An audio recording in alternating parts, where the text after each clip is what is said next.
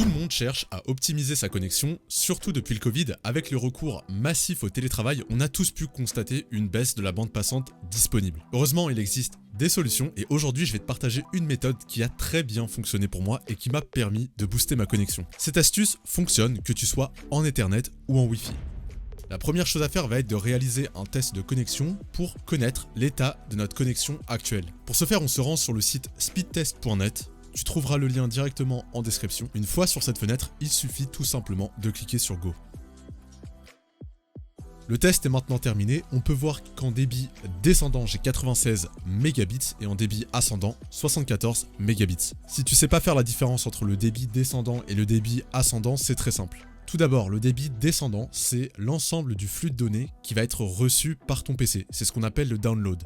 Par exemple, quand tu regardes une vidéo YouTube, c'est le débit descendant qui rentre en compte. A l'inverse, le débit ascendant, c'est l'ensemble du flux de données qui va être envoyé sur Internet depuis ton PC. Par exemple, quand moi-même je mets en ligne une vidéo YouTube, le débit qui va être sollicité pour que je puisse moi-même mettre la vidéo en ligne est le débit ascendant. Pareil, si tu as l'habitude de regarder des streamers sur Twitch, les personnes qui streament utilisent le débit ascendant.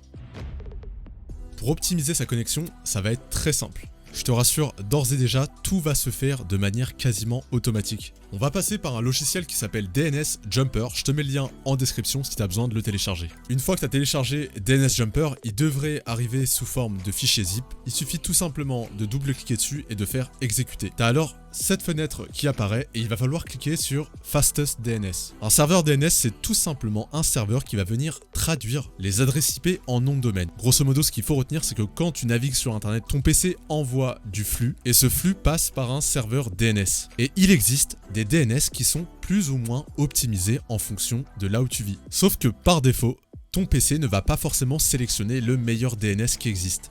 C'est pour ça qu'il existe des logiciels comme DNS Jumper qui va faire une analyse des DNS environnants et qui va sélectionner le DNS le plus optimisé pour ta connexion. On va alors cliquer sur Start DNS Test. En à peine une seconde, le logiciel a sélectionné le DNS le plus optimisé pour ma connexion. C'est celui qui est surligné en vert tout en haut. Une fois le bon DNS sélectionné, il suffit tout simplement d'aller en bas de page et de cliquer sur Apply DNS Server.